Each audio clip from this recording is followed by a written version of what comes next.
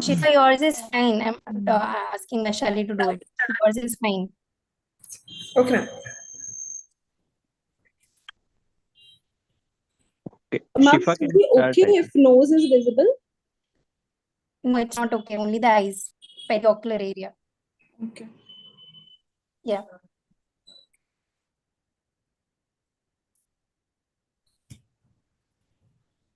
Okay, you can start. Yes.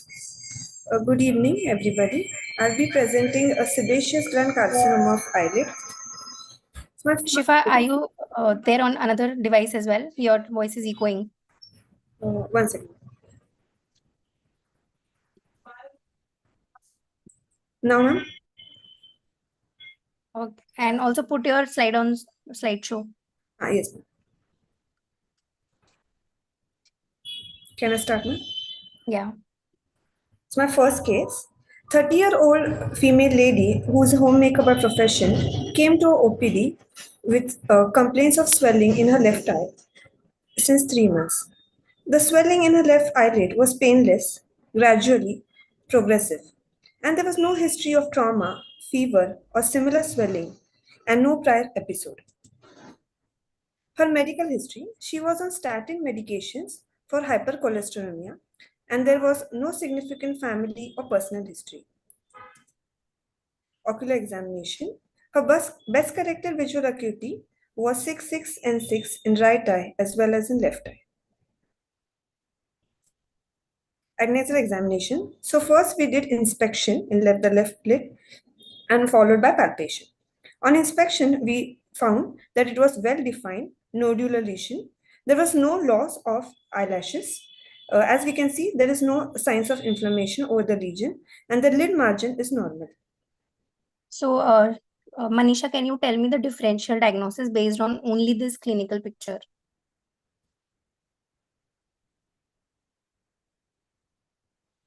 Manisha, are you there? Yes, ma'am. Yeah, so based on this clinical image alone, can you tell me the differential diagnosis?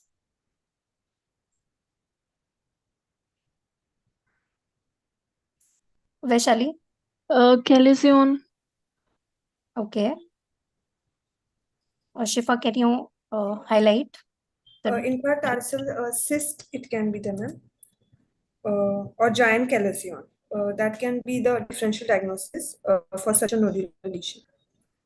Right. So intratarsal cyst is very commonly misdiagnosed as calazion.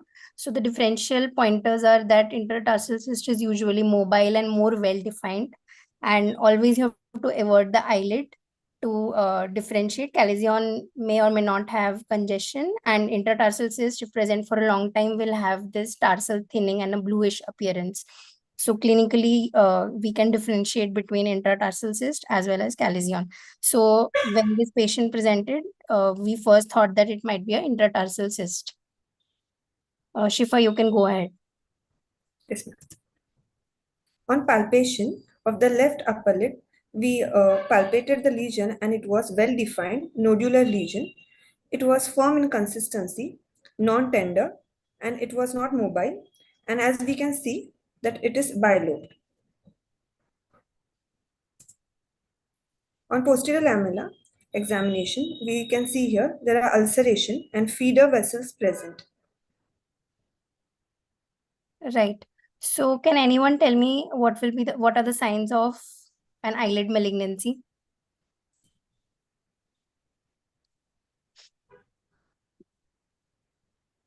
Monica?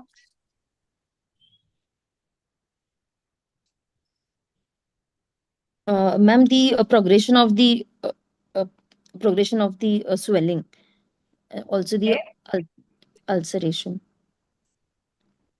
The progression will be the history. So I'm asking the clinical signs. When a mass presents to you of an eyelid, what are the signs that will suggest that there is an eyelid malignancy?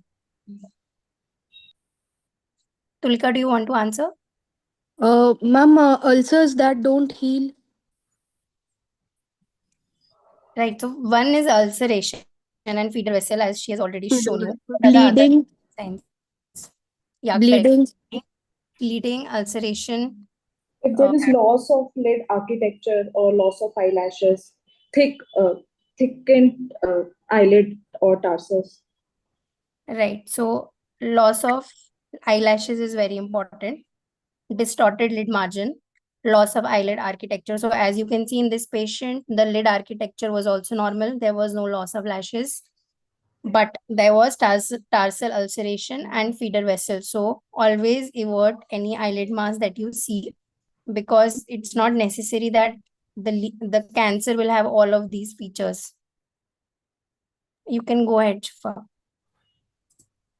Yes. One second.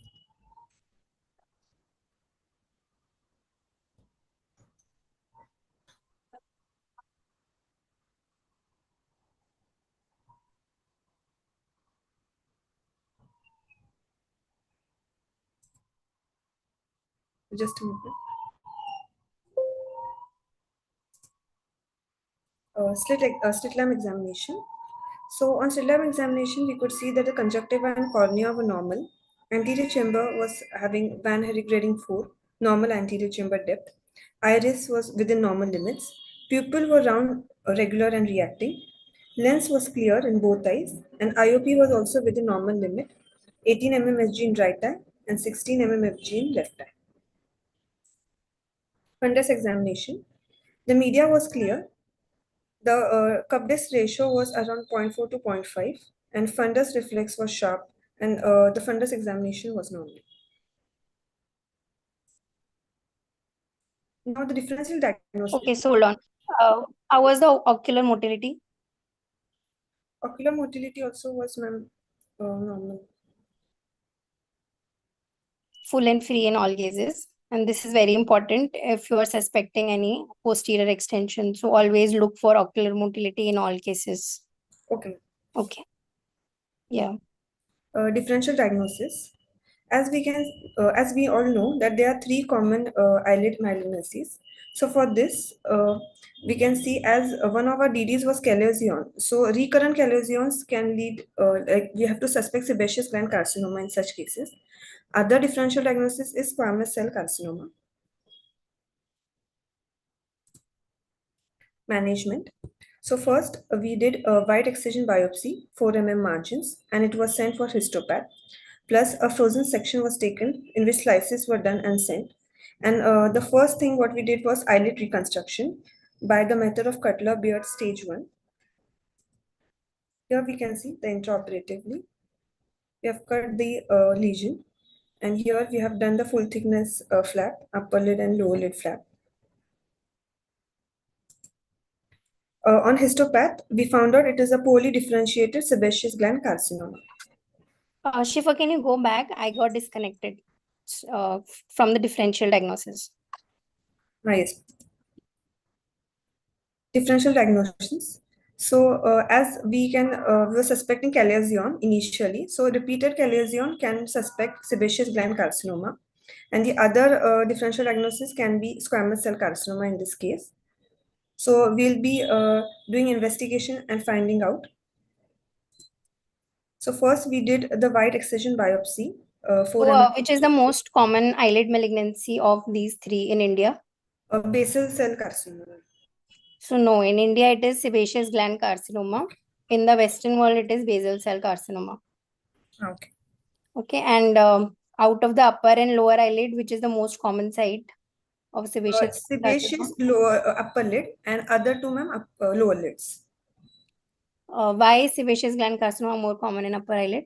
Because meibomian glands are more in upper lid, so sebaceous. Right. Okay, go ahead. Also, you have to comment on lymphadenopathy in all suspected patients of tumor. Hi, yes, ma'am.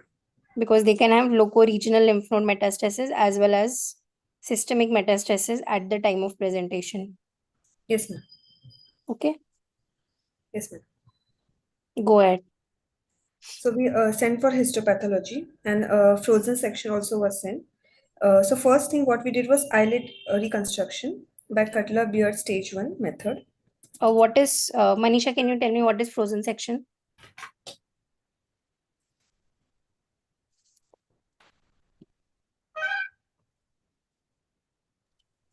Where is Manisha?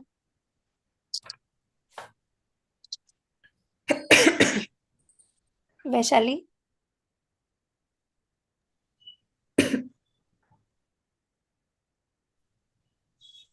Hello. think- Hello. Am I audible? Hello. I think students should all keep their videos on. There's no point of keeping the videos off of the students. We should know whether they're awake or not. Hello. All the students, please turn on your video. Can everyone turn on their videos? Monica, Tulika, Avni, Rahul. Rahul, I think, is traveling. Okay. Fine. Yeah, go ahead, please. Frozen section, ma'am. So Yeah. after removing the tumor, we have to immediately send a portion of the tissue, Margins. which is quickly frozen, and will slice it in 5 to 10 slices, like it will be, and it will be stained under microscope. And around -20 to -30 degree, this cryostat is kept to froze it, so that we can decide the further treatment. Like it will help in So, surgery. after excising the mass, you have to send the margin for frozen section to Nice. see if you have removed the entire tumor or not. So if your margins are negative, that means your eyelid is clear of any malignancy. So this is very important to prevent recurrence in future. So whenever you are excising any suspected malignancy, it is important to look for margins, because even though you have taken 4 mm of clear margins, there is something called as pagetoid spread, or even microscopic spread can be there of the tumor. So you have to take the margins and send it for frozen section, and only if they are clear, then you move ahead to eyelid reconstruction and the same sitting. Yes, ma'am. So that having that facility is very important, and you have to sort that out a day prior with your pathologist. Yes, ma'am. Okay.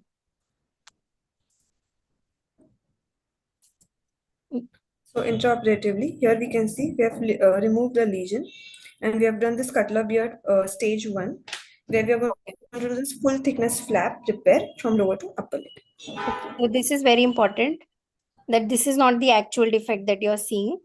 As you can see, there are sutures here, and you have to approximate those sutures together and then measure the defect, because it appears that it is a very large defect, but it is smaller than what it is appearing. So when I took the lower flap, it was actually smaller than this marking. So you have to oppose these margins and then measure the defect. Okay. So can anyone tell me what is Cutler-Beard? It is an exam question as well. Neha, would you like to highlight?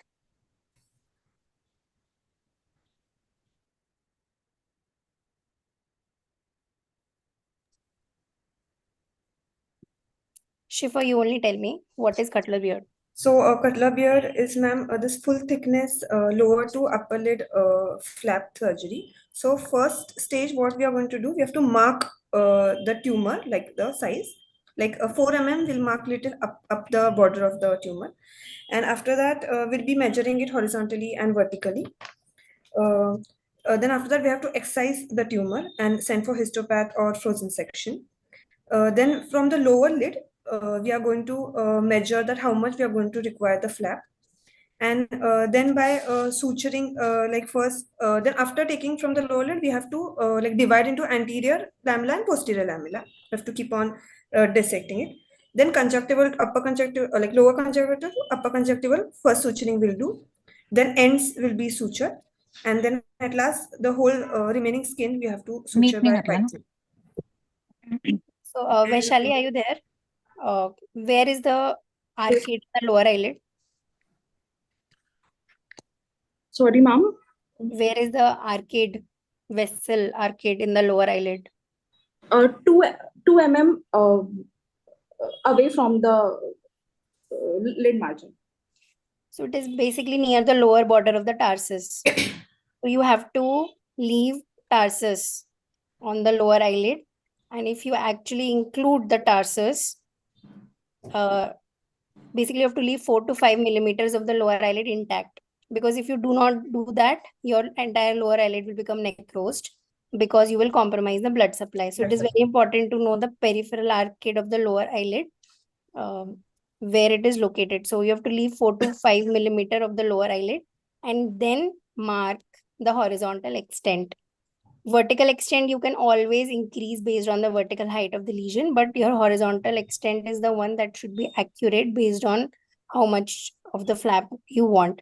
After that, as Shifa said, you divide it into anterior and posterior lamella, and then you suture the posterior to the posterior and anterior to the anterior. Also, you can simultaneously take the levator so that post-operatively she does not have ptosis. There are additional things that you have to keep in mind. So go home and read what is Cutler-Beard. Okay. And after 6 months, 6 weeks. 6 weeks, we are going to do the second stage. So on histopath in my patient, we found it was a poorly differentiated sebaceous gland carcinoma. This is after second, like 2 weeks. So in the second stage, we are going to do in this patient, and we are going to send for map biopsy. I'll be discussing map biopsy in the next slide. And along with that, we have to, as Ayushi ma'am mentioned before, that we have to see if there is any metastasis. So we have to do a whole body PET scan, or we can do CT scan of orbit. Okay. So in my patient, Wait. So PET CT is one investigation. Pause. You cannot do either of it. PET CT is one investigation, and that too whole body. So there are different types of PET CT scan. So you have to mark whole body PET CT scan when you're looking for systemic. So it is a very expensive investigation. It costs around 25,000. Okay, so what all can you do if the patient cannot afford a PET CT scan? If you're in a government hospital and a very poor patient comes to you, what are the other options to check for systemic metastasis? Basic. CT. Yeah, so for lung, you can do an X-ray. If the patient cannot afford a CT chest, you can do an ultrasound abdomen. Ultrasound abdomen. So all of these investigations can also be done. Okay. So there was no evidence of any metastasis in this patient, but you have to screen all patients for the same. Yes. Go on. So map biopsy. This is done especially in sebaceous gland carcinoma. This is used to evaluate this intraepithelial spread, which is known as pegatoid spread. So what we are going to do, we have to take multiple biopsies from the conjunctiva, as we can see. So from the bulbar conjunctiva, we'll be taking from medial, lateral. Just a minute.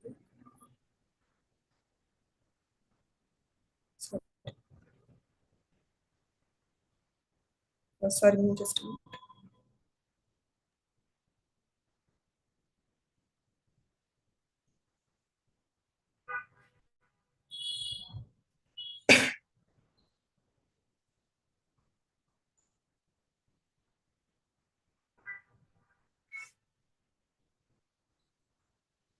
Can you see the screen, ma'am?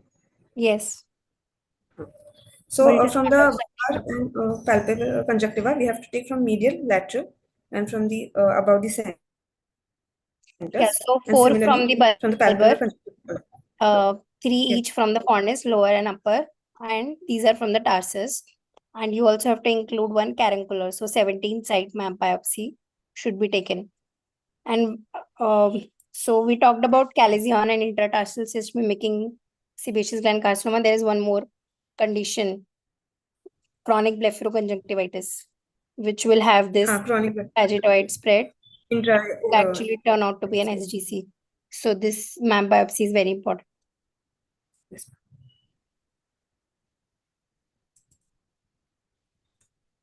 So this is a picture of the patient. This is post-op 2 months. After doing the Cutler-Beard second stage, we can see there is no lack of thymus.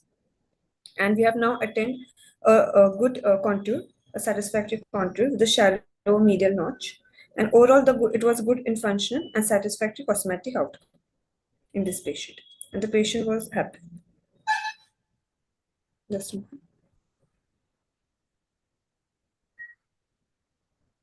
So when will you call this patient now? what will be the follow-up like? So the follow-up would be 6 months for this year. And 6 every months. year she has to come once and get her PET CT scan done.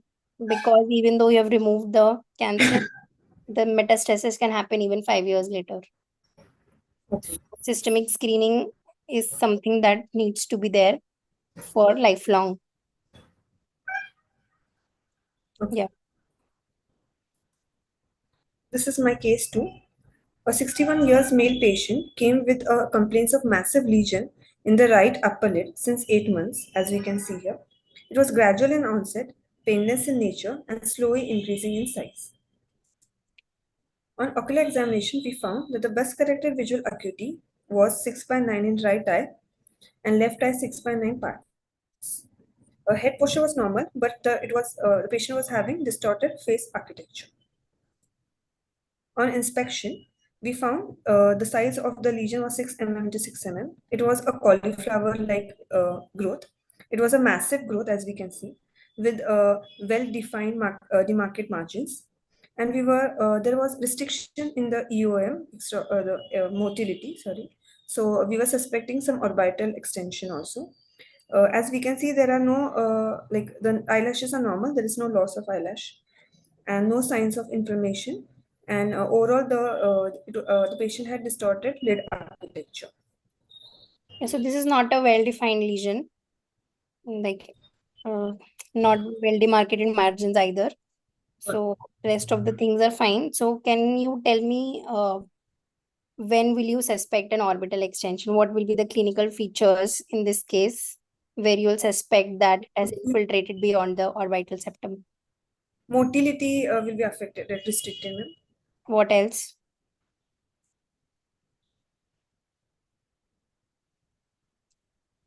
Tulika?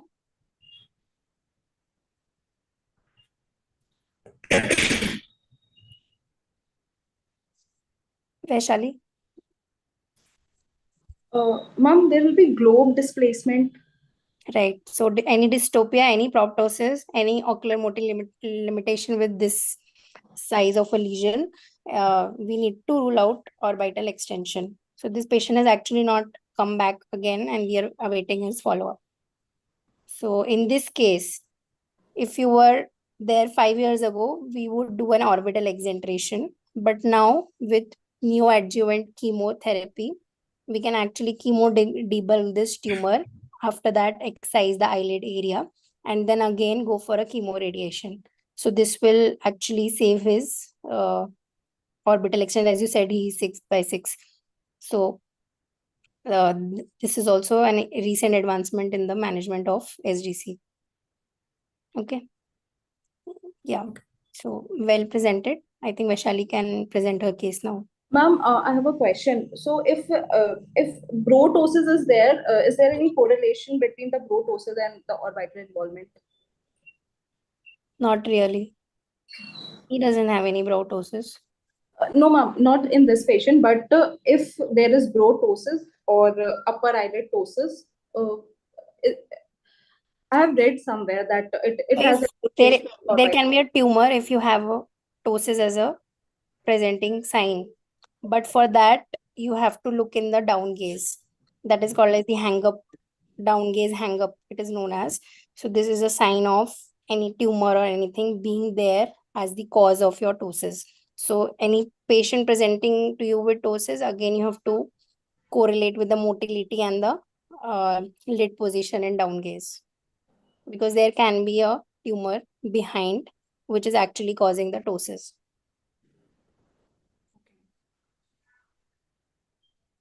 Did you get it? Yes, ma'am.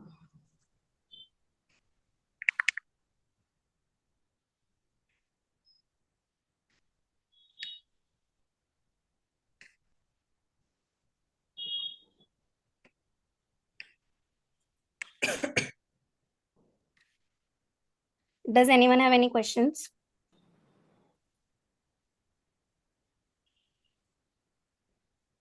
Dr. Ayushi, Yes.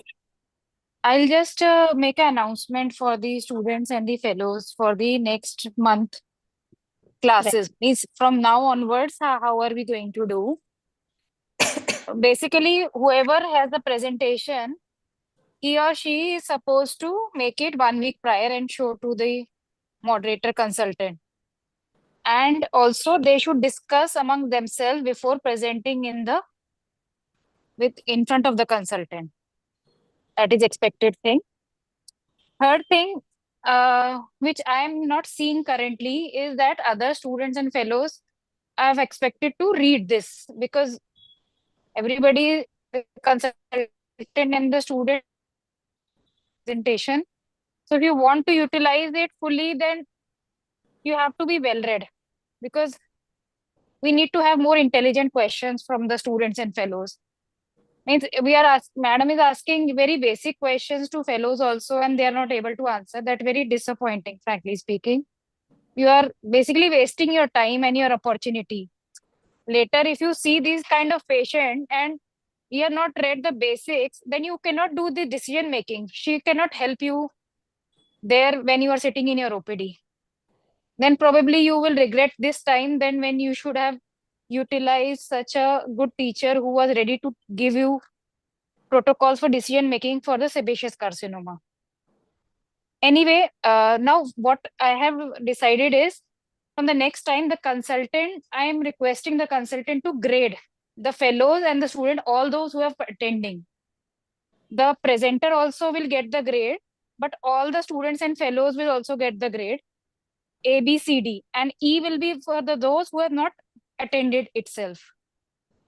And A will be, of course, like very well read and is able to ask deep questions and able to answer the questions and everything. B, C, D depends upon the consultant. D means, of course, that consultant feels that they have not read anything. B and C are in between average and good. Because at least some, I want to see the initiative. If we are doing the initiative from the consultant side and everybody is standing there, I feel that some of you have not even read that these questions I am not seeing. So this is not expected. And as I have told in the notice, that if we don't see the input from you people, not only the presenter but also other people, then we won't like to continue with them, because it is both ways. So if you all of you contribute, then only thing can continue, because they will not be spoon feeding at the level of post graduation. So just Ayushi, I told this in between because I would like you to grade the students and the fellows later. Sure. Okay, fine. Thank you, Please ma'am. go ahead. Vaishali, you can go ahead. Ma'am, my slide. Did you circulate the articles which I asked you to circulate, Vaishali and Shifa? Yes, ma'am. Yes, ma'am.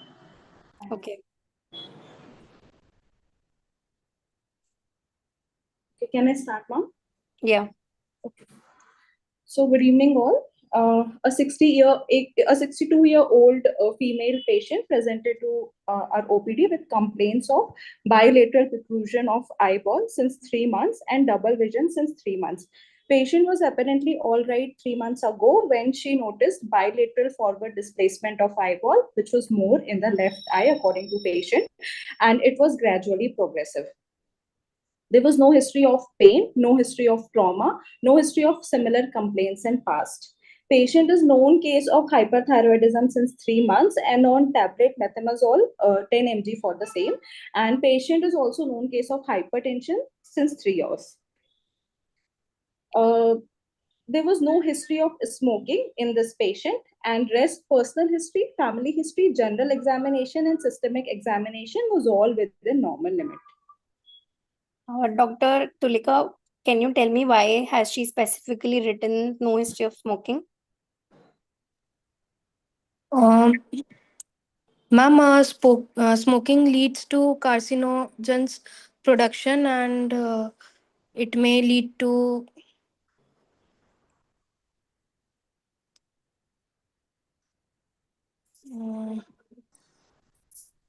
Dr. Monica, would you like to answer something different? Because smoking is the modifiable cause of the hyperthyroidism.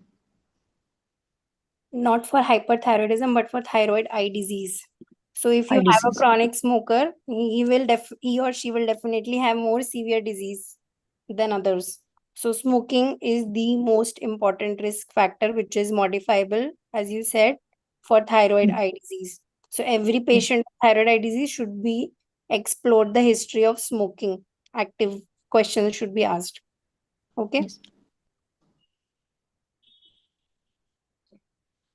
So, best corrected visual acuity in both the eye is 6 by 6 for distance and N6 for near. There was no abnormal head posture noted, and color vision was also normal.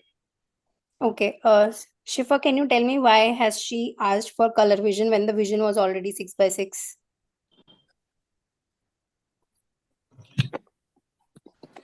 Manisha? Ma'am, we want to rule out if the optic nerve is not compromised. Correct. So Optic you can neuropathy have a can be dysthyroid optic neuropathy even when the neuropathy. vision is 6 by 6. So all patients of TED undergo a color vision test, even though the vision is 6 by 6. This is the earliest and the most sensitive indicator for optic neuropathy related to thyroid eye disease. You can go ahead, Vishal. Now, the adnexal examination, it revealed bilateral axial proptosis of 23 millimeter in right eye and 24 millimeter in left eye with Hertel's exophthalmometer. And also you can see the superior scleral show of 4 mm in the right eye and 3 mm in the left eye with a temporal flare. There was no evidence of lower lid retraction. There was no visible pulsation, and there was no changes noted with the position. Okay. Neha, can you tell me the normal position of the upper and the lower eyelid in a normal patient, normal human being? Ma'am, the upper ma'am, can you hear me? Yeah. So the upper eyelid approximately covers about 1 to 2 mm of the cornea from the limbus, and the lower eyelid just touches the limbus, inferior limbus. So does this patient have any lower eyelid retraction? No, ma'am, but the patient has an upper eyelid retraction with a scleral show. The distance between the limbus and the upper lid margin is increased, which is abnormal, not normal. Yeah, so it is 2 millimeter below the limbus in the upper eyelid and lower eyelid, as you said. Yeah. Okay. So what is so characteristic about the upper eyelid retraction in thyroid eye disease? Because so many people may have upper eyelid retraction. What differentiates a thyroid eye disease eyelid retraction from a normal eyelid retraction? There's a possible fibrosis of the LPS causing the retraction. Right. And what is so specific about that retraction? Vaishali, do you want to answer that? Yes, ma'am. There is temporal flare, as we can see in the picture. Also, the upper eyelid is more retracted towards the temporal side. So this is temporal flare. Yeah, so the highest point of retraction would be laterally. So this is called as the lateral flare that is typically seen in patients of thyroid eye disease. So sometimes most of the times you can actually make a clinical diagnosis based on these signs. So why do we have a lateral flare? These are all exam questions also other than practical questions. Vaishali, yeah. Because of scarring between levator between the lacrimal levator aponeurosis, because of scarring between levator aponeurosis and lacrimal band, fascia of lacrimal band. Yeah, so the lateral horn of the levator is more robust and so it is more fibrotic in these patients, leading to a temporal flare. Avni, can you tell me the most common cause of proptosis in adults, unilateral as well as bilateral? Thyroid eye disease. For both? Yes, ma'am. Right. Okay, and what is the difference between axial and abaxial? Manisha? Ma'am, axial is anteroposterior protrusion of the eye and abaxial is either medially or laterally or in any other direction other than the anteroposterior. Right. You can read the scientific statement from the books, but you understood it. Okay. Vaishali, you can go ahead. Now, as you can see in the first picture, proptosis is confirmed on Worm's eye view as well. And there is no evidence of leg ophthalmos that is noted. There was no palpable mass and tenderness was also not there. Okay, so what is worm's eye view? You must have seen me taking worm's eye view of almost all patients who present with proptosis. So, ma'am, in worm's eye view, the observer has to stand in front of patient and make patient head tilted backward. Then we slightly bend down and see from the inferior view and compare the apex of the cornea of both the eye. Right, and the tip of the nose has to be between the eyebrows. Yes. And the second thing, as you can see in this photo, the focus is on the cornea for your camera, not on the nose or the mouth. It has to be on the apex. And very important thing is you have to take the same worm's view whenever the patient presents to you so that you can monitor whether the proptosis is progressing or not. Can anybody tell what's the other view that you can see to check for proptosis? Seeger's view, ma'am. Seeger's view. What are the Seeger's other view. modalities that you can check proptosis? Or how can you measure proptosis? Akshay, would you like to answer that? Ma'am, exophthalmometer by Hertel. And you And, wrote the entire answer on that. yes, ma'am, and also by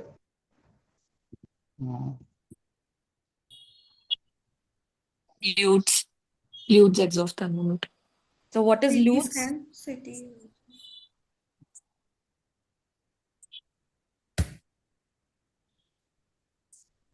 So, ma'am, Lutz is transparent plastic ruler, which is thicker than the normal ruler, and we use that. Basically, use a ruler for Lutz. Sorry, ma'am. Yeah. Basically, I just wanted to know, like there you use a ruler for it. Yes, ma'am. What is Krimsky's?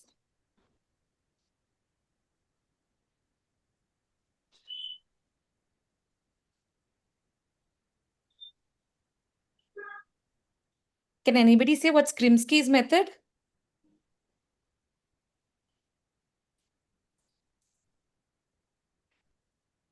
For So strabismus, we use ma'am Krinsky's method. yeah, strabismus, but when you are in peripheral centers or like when you don't have other facilities there, usually you can have this corneal reflex displacement. It's more helpful for not your axial but abaxial proptosis. Okay.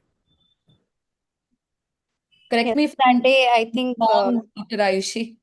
yeah, so that day I think Vaishali and Manisha were there.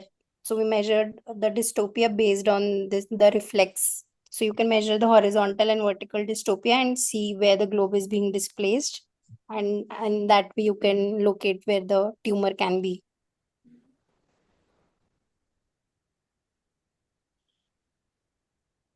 Okay, Vaishali, you can go ahead. Extraocular movement was limited in all the gazes for this patient. Right, so you have to memorize the eponymous signs, all of that Vaishali has written for your exams and otherwise as well. So we will not discuss that. So you can go back home and read those. Please go ahead. So since this patient was also complaining of diplopia, so we advised diplopia charting also, which shows uncrossed diplopia in all the position of gazes with horizontal separation, and it increases in levo version. Okay, and was it constant? Yes, ma'am, it was constant. So this is very important whether your diplopia is constant or intermittent. You have to ask that actively because dry eye disease can also lead to intermittent diplopia. So yes, and you can have dry eye disease and thyroid eye disease due to evaporative component, and also because of the proptosis and because of the lacrimal gland affection due to autoimmunity. So these can be the reasons for dry eye disease and thyroid eye disease. So you have to ask whether the diplopia is intermittent or constant. So in this case, we had constant diplopia. You can go ahead, Vishali.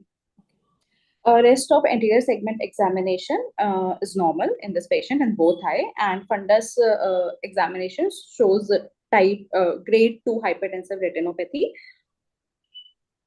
Okay, hold on. Akshay, can you tell me whether this is a CT or an MRI? And why? She has already written that. And this is MRI. Ma'am, the fluid. Yeah, so the bony details are not so well highlighted. This is an MRI.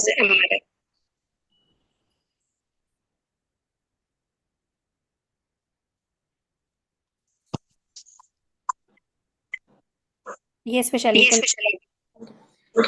So first, your voice is and my voice is going. Hello.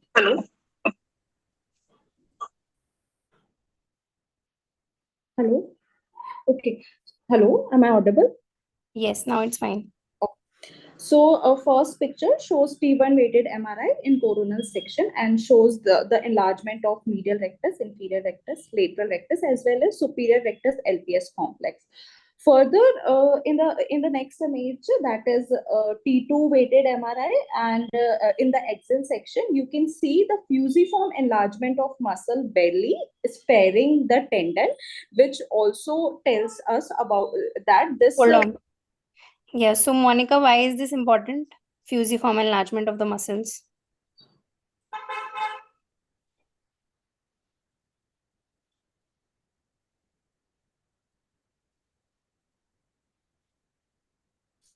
Monica, you there? The hypertrophy of the hypertrophy of the muscle to see, and not the tendon.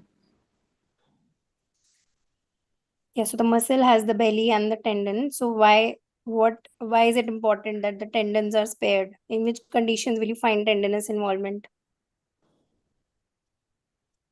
Myositis. Myositis, orbital myositis. Yeah, correct. So very important to look for this.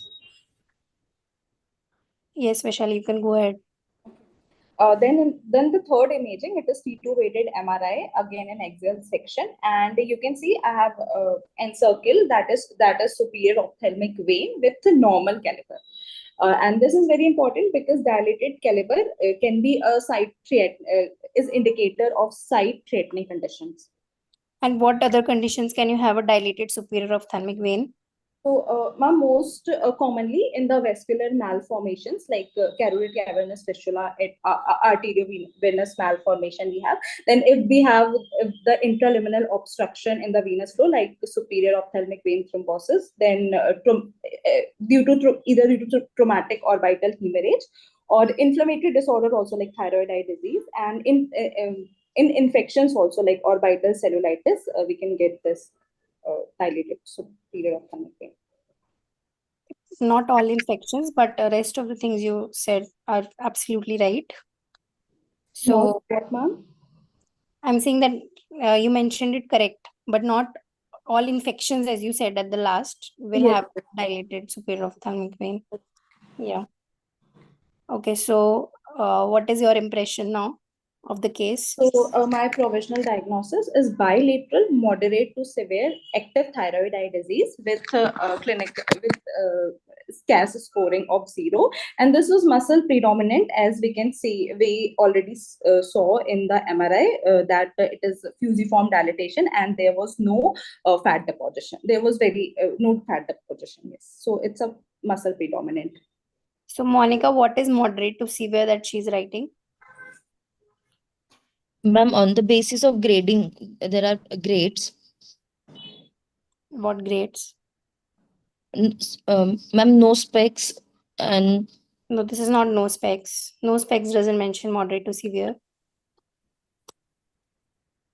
which is the most commonly followed grading in the clinics. Vaishali has also shared the articles with you all, and it only talks about that classification. CAS, clinical activity. Yeah, so clinical activity score tells you about the activity. But about severity, what do you follow for that? European group of classification. European group of classification. Correct. So what are the 3 grades as per of severity as per the UGO? Mild, moderate, Mild, moderate, severe, slight and threatening. Threatening. Right. So this is moderate to severe. So you just have to remember moderate to severe. Anything which is milder than that would be mild, and anything that is suggestive of corneal breakdown or dysthyroid optic neuropathy will be sight threatening. So of those 3 grades, just remember what is moderate to severe, and in that way you can remember all the 3 of them. And what is clinical activity score? Tulika?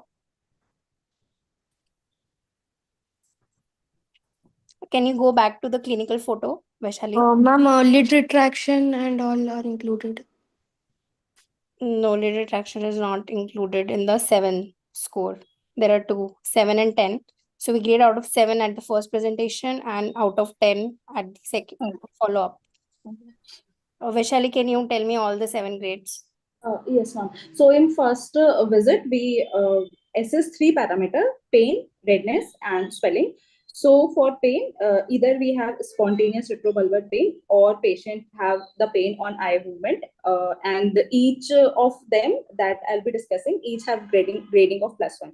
So first is pain, second is redness of eyelid and of conjunctiva, and conjunctiva also for more than 1 quadrant. And then we have swelling for eyelid swelling, conjunctival swelling, and swelling of caruncle. Yeah, that is the 7th, caruncular edema. And then on the subsequent visit, we also have to access the impairment in the function. So for that, first we see the worsening of proptosis, and then worsening of extraocular muscle and worsening of visual acuity, all these parameters over 3 months. So worsening of proptosis, if it is more than 2 mm, worsening of extraocular movement of more than 8 degrees, and worsening of visual acuity of more than 1 line. So if it is more than 4/10, that means it's active. Right. So in this patient, what is your clinical activity score? It's 0, ma'am. Right. So the congestion that you see at the caruncle is not the criteria. It has to be edematous. That when the patient closes the eye, it protrudes out. Yes. Okay. Go ahead.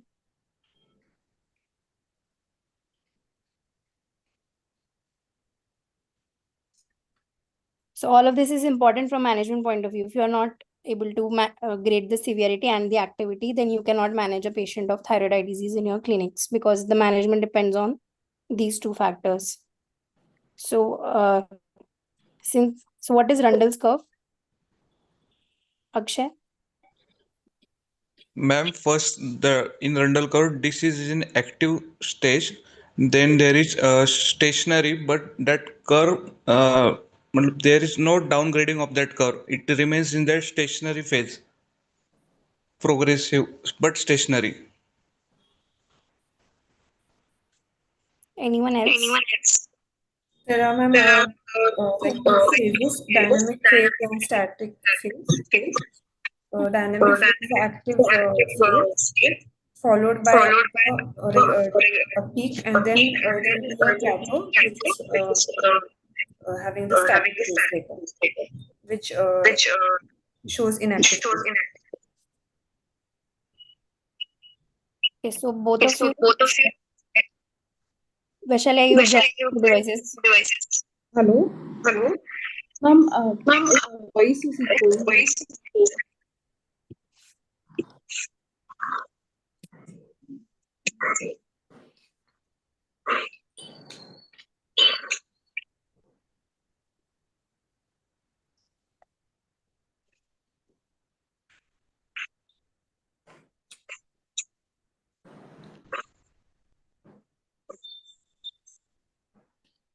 Vaishali, can you try to speak? Hello. Yes, ma'am. Hello. Yeah, now it is not echoing. Yes, ma'am. Right. So basically, in the Rundle's curve, for the first 12 to 18 months, surgery is not an option. And as Shifa and Akshay mentioned, the Rundle's curve you can already, basically the gist is that for the first 18 months. Ma'am, you're starting. Ma'am, your voice is breaking.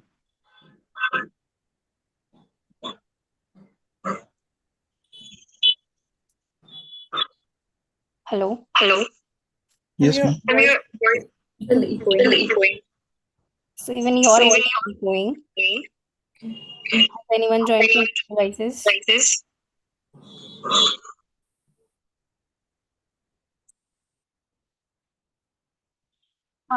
एक ही room में 2 लोग joint है, ऐसा कोई है तो इसकी वजह से होता है ना जनरली।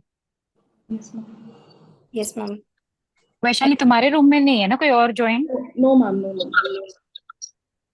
पता नहीं। Akshay, can you mute yourself? बाकी लोग म्यूट कर दो, सिर्फ वैशाली का ऑन रखो। Ayushi ma'am will speak in between whenever required. Yeah. Vaishali, please go ahead. Okay. So, since this patient is having CAS score of 0, we manage this patient. Ma'am, can you please repeat the Rundle's curve? That it was not audible. So I did not explain the Rundle's curve. Shifa and Akshay told it correctly. So the theoretical part you can read from the text. Basically, in Rundle's curve, for the first 12 to 18 months, we do not do a surgery unless it's indicated. And the second phase, as Akshay and Shifa mentioned, is the stationary and the quiescent phase, where your surgery is indicated once the disease has stabilized. Okay. Okay, ma'am. Ma'am, since this patient, okay, so if it is timeline wise active also, we will not advise surgery. Like in this patient is having diplopia in the functional gaze also. So right. Will not so this patient has constant diplopia is in the active phase. So the first option would be to prescribe this patient prism classes. Okay. So surgery is an option only after the disease has stabilized or has become quiescent, which is usually after 12 months. So you will not go ahead with any strabismus surgery. So for this patient, for the constant diplopia, you can address it by prism glasses. And ma'am, can we prescribe steroids in this time period? So here, clinical activity score is 0, so no steroids. But if the patient comes to you 2 weeks later and says that his symptoms have worsened, as you mentioned, the 4 out of 10 thing, then there will be an indication to give this patient steroid therapy or immunomodulators. Okay. And when will you do surgery in the active phase? Any idea? Ma'am, if the patient have sighted threatening disease like active TD with this thyroid optic neuropathy, which is not responding to high dose of intravenous methylprednisolone. Yes, so patients will come to you, especially if you're in a tertiary center, having undergone multiple therapy of steroids and may have this thyroid optic neuropathy. So you'll go in with surgery directly in these cases because it's urgent. Second would be if the patient has globe luxation, and thyroid eye disease patients do have globe luxations. So you have to actively ask for that and operate if they have repeated globe luxation, because that can lead to stretch optic neuropathy. Stretch optic neuropathy can lead to blindness. So any globe luxation, dysthyroid optic neuropathy or corneal breakdown. But nowadays, people who have persistent congestive disorder, which is not improving with medication, then also people go in for surgery in the active phase. Okay. What else can you do for eyelid retraction in active? As we did, we injected triamcinolone acetonide, but that should only be done when you have a radiological evidence that there is thickening of the complex of superior rectus and LPS.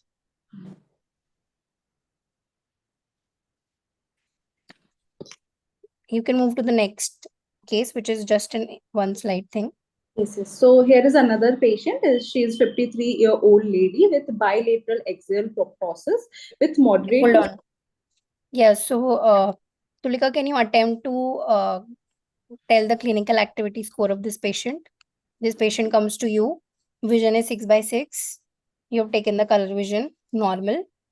And now this patient is 5 years into the disease and is asking you, how can you help me?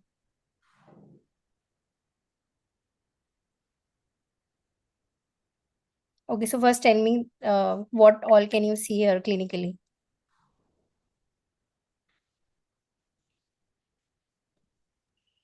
Ma'am, 2 mm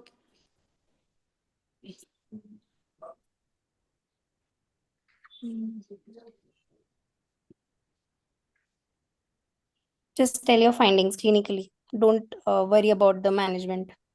okay.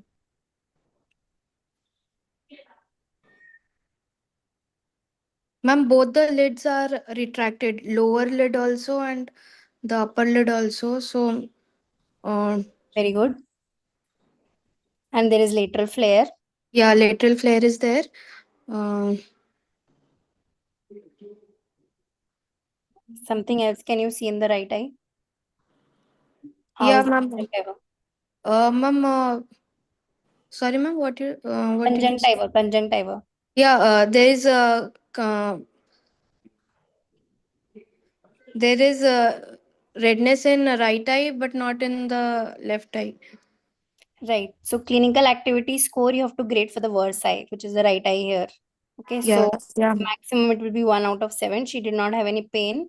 There is no chemosis. There is no caruncular edema. There is no eyelid redness. There is no eyelid edema. So this is clinical activity score 1. 1. And this is 4 years into the disease, which is beyond your 18 months or 12 months criteria. Some people consider it 12 and some 18. So here you can offer the patient surgical decompression, orbital decompression, basically surgery. Okay. So there is no indication of steroids here. Okay. This is a patient who is a surgical candidate.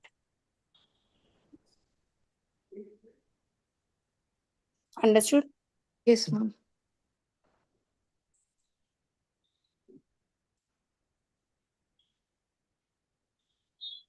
Right. So does anyone have any questions? Ma'am, alone exposure keratopathy is indication for surgery. Apart- In a patient of thyroid eye disease. Yes, ma'am. So if it is active clinically, then first you have to symptomatically manage it by doing a tarsography. Okay. Yes. But you have to plan for surgery as well. Yes. You have to image, because when there is corneal exposure keratopathy or corneal breakdown, you cannot see the posterior segment, right? So then you Yes. have to rely on radiological evidence of dysthyroid optic neuropathy. So there are Yes. 5-6 signs of dysthyroid optic neuropathy on imaging. So you have to learn that apical crowding is one of them. So if you see that there is apical crowding and there is corneal breakdown, so that patient is definitely a candidate for surgery. So symptomatically, you will do a broad tarsography till the patient is planned for a decompression. Okay, ma'am. Yes, so you can give and if you find that there is optic neuropathy, you can give the high dose UGOGO protocol for dysthyroid optic neuropathy, which is 1 gram, 1 gram, 1 gram each day for 3 days. Yes. And if there is no Yes. improvement in 1 week, then it means it will not respond to steroid and you plan for a decompression. Okay, ma'am. Yes, Neha. Ma'am, when do we prescribe immunosuppressives and That's a good question. So Vaishali, can you tell me the only drug which is FDA approved for thyroid eye disease? Ma'am, immunomodulator or biologicals? There is only one drug which is approved by FDA for thyroid eye disease, not even steroids. Tocilizumab? No, that is teprotumumab, which is not available in India. So in India, we have tocilizumab, as you said, which is closest to teprotumumab. But teprotumumab is the only drug that can reduce your proptosis. There is no other biological which has been proven to reduce your proptosis. So immunomodulating therapy you can give, but only when the patient is clinically active. It will not reduce your proptosis, so that you have to tell the patient. So tocilizumab is something that is an upcoming immunomodulator, and it has been widely used when there was COVID. So it can be used for thyroid as well, but we don't have many studies on the same as of now. Other that you can use cheaper version is the MMF, but it also has a questionable efficacy. You can use it for active phase of the disease, for the clinical active part, but it will not reduce your proptosis. That you have to tell the patient. Ma'am, Yugogo has recommended pulse IVMP and mycophenolate mofetil from very first day. So, do we consider it? Or no? Yes, you can. So there are many centers which give pulse IVMP with MMF. So you can do that. So not everyone follows Yugogo. Some people follow ITEDS, International Thyroid Eye Disease Society. One is European and one is the American Society. So depending on where you are practicing and which practice patterns you follow, you can combine MMF in your protocol. Ma'am, for example, the second case, if the patient presents to you for the first time, and as you said, it is after 4 years and inactive and is a surgery candidate, should we immediately ask the patient to convince him for a surgery, or should we give him a course of steroids and So again, steroids only for clinically active patient when the clinical activity score is more than 2/7. In this Okay. patient, this is an inactive patient, clinically as well as timeline wise. So there are two concepts, timeline and clinically. Both are inactive in this patient. So I offered, so this is only the first time that she presented, and I offered her surgical management, orbital decompression surgery. But she is not cosmetically concerned, and so she wants time to think. So that is also important. You have to tell the patient why you are doing the surgery on them. You're doing it for a disfiguring proptosis.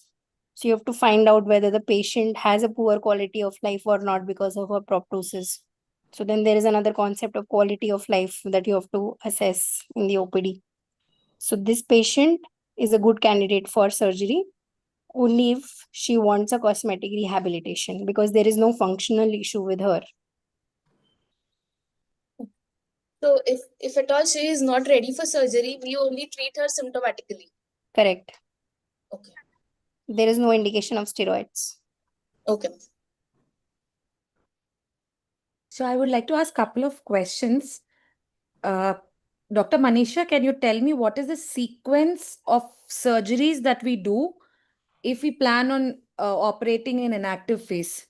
What would be the protocol or sequence that we would address for a thyroid eye disease patient?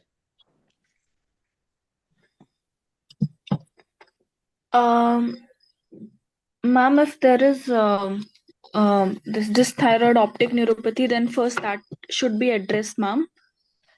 Manisha, simplify her question for you. So you have a choice between orbital surgery, squint surgery, and eyelid surgery. Which one will you do first and which one will you do last? That is what she's asking. Yeah. First, I think eyelid surgery is the last, and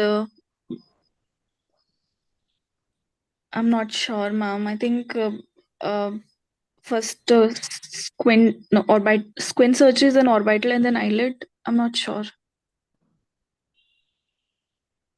So first you do orbital decompression, followed by squint surgery, and then you correct the eyelid surgery. Okay, ma'am.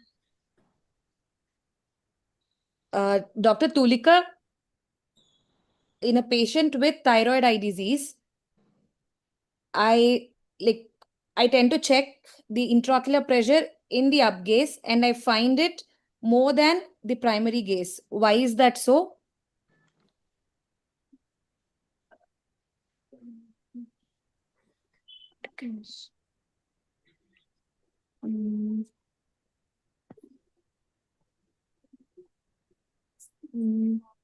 Ma'am, the Anybody else who can answer? Yes, Ma'am, there is Can a you repeat, ma'am, the question?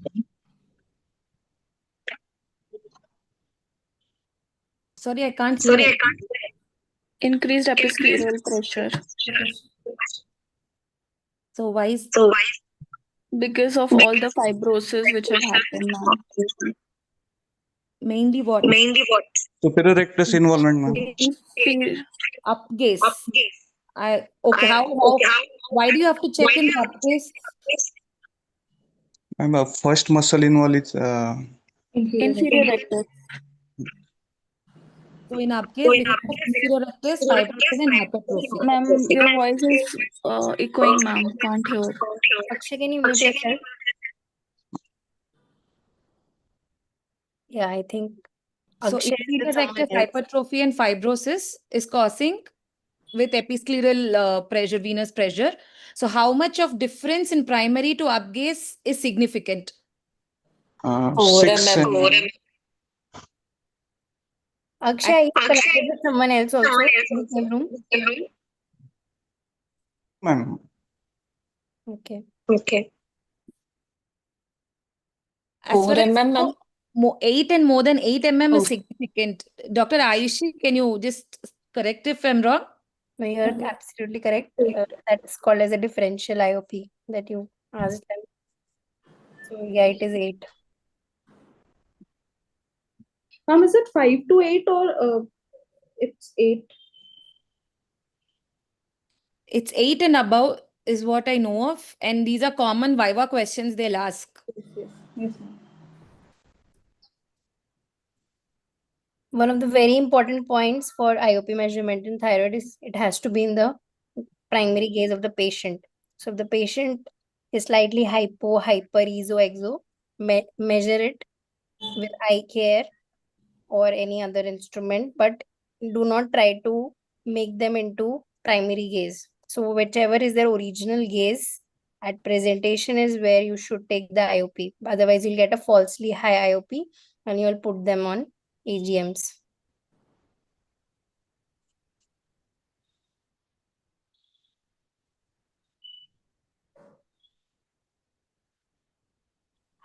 Is there an association between myasthenia gravis and thyroid eye disease?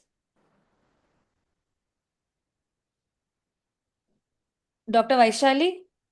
Yes, ma'am, since both are autoimmune disease, so if there is myasthenia gravis, the patient is more prone to develop thyroid eye disease also. Yeah.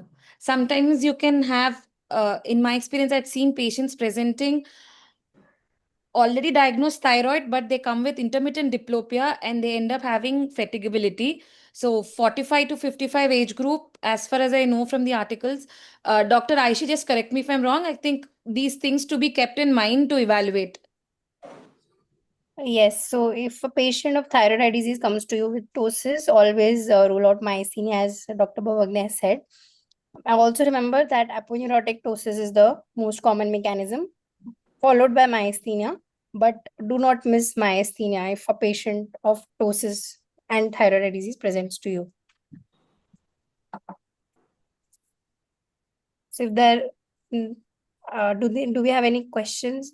If they're not, then we can conclude the class. Yeah, that's just from my end. Okay. Ayushi, about myasthenia, how sensitive is this ice pack test? So ice pack test actually is the most sensitive of all of them.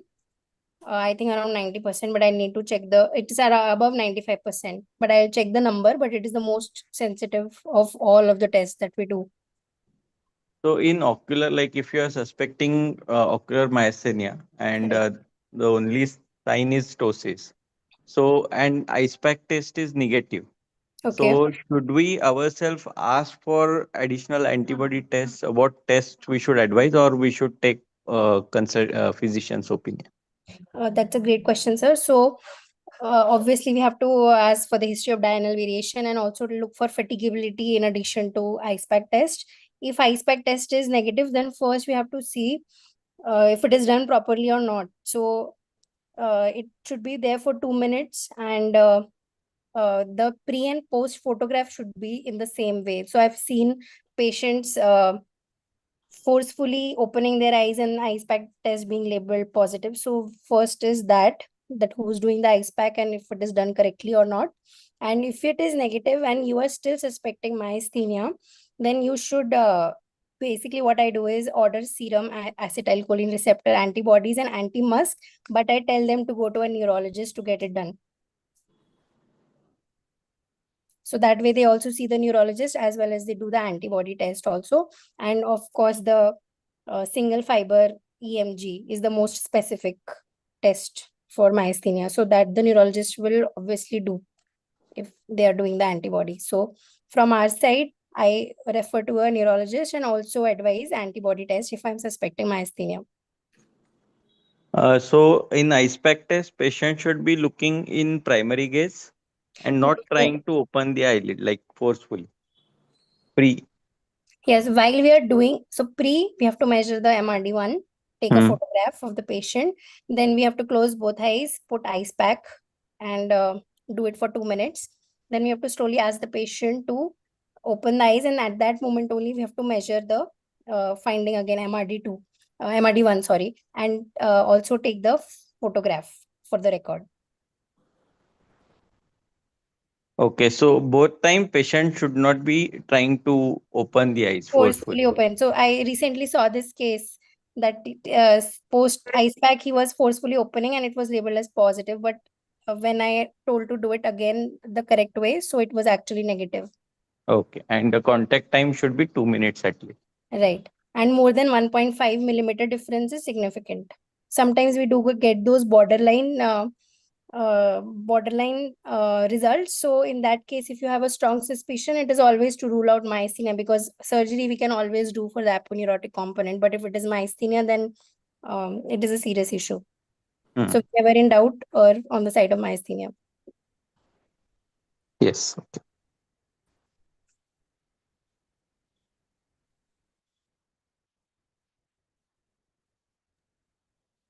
So very well presented, Vaishali and Shifa. And also, I wanted to tell that the anterior uveitis approach class is on Saturday by Dr. Akash.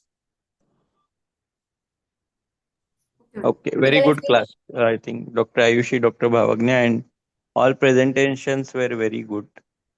Okay, and I'm glad that most of the students answered and asked also questions very well. Very good. Can I take just 2 minutes to share one? Yes, ma'am.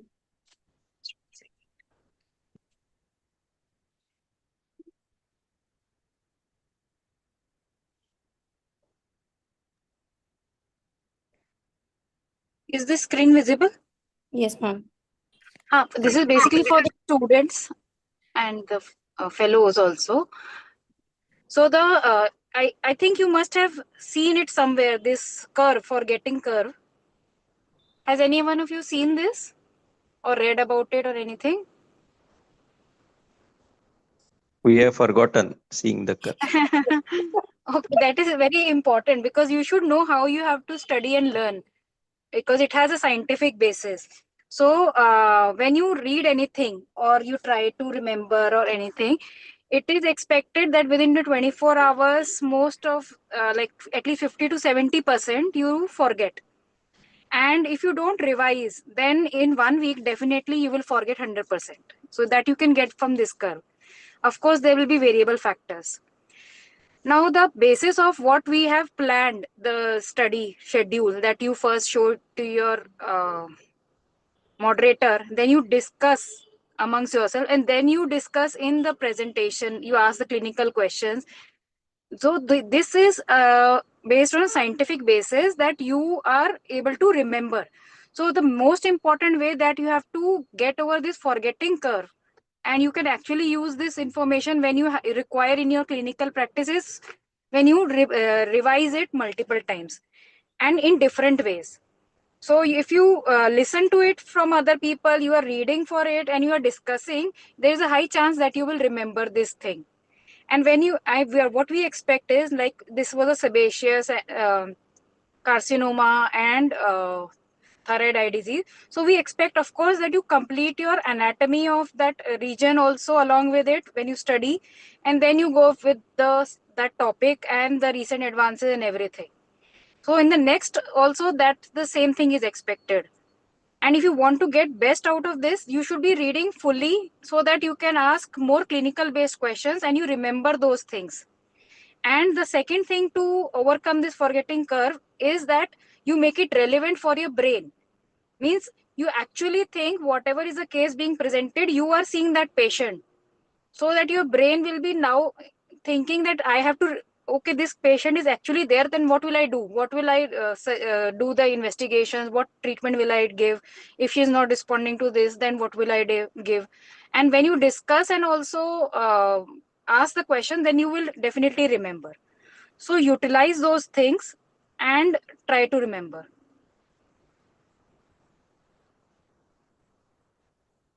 Okay. Thank you, ma'am. Okay. Before we end, can I just ask a fun question related to thyroid eye disease? To all, if just a general knowledge question. A famous American TV host who has been vocally promoting thyroid eye disease.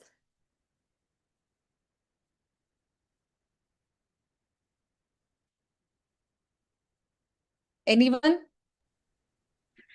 Mr. Graves. Oprah Winfrey, sir. Wendy Williams. Okay. No. That's a good. Oprah Winfrey. Okay. She has anything like thyroid? She had thyroid eye disease and then she started promoting and creating awareness for it. Okay. To Yes, all the That's when people I are went to all US, GK all of questions to get in AIOS and conferences out of context for extra points. yes, and they can share the quiz money that they get with us. Yeah, we have given them the knowledge. Yes, sir. Thank you. Very nice. I think whole symposium. Everyone enjoyed. I think I learned quite a few things. I think we'll be better with management of proptosis now. Thank you, sir. Thank you. Okay, I will end the meeting now. Okay, Right. thank you all. Yeah. Thank Bye you. bye.